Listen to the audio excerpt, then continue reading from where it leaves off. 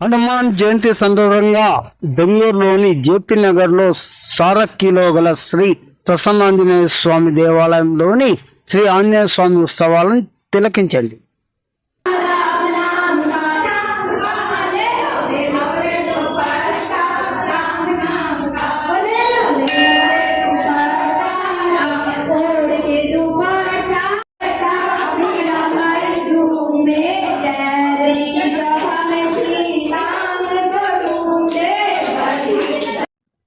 అలాగే హనుమాన్ జయంతి సందర్భంగా భక్తులకు పానకం, వడపప్పు, మంచి పలావ్, రైస్ పాత భోజనం పెట్టారండి. చాలా బాగుంది.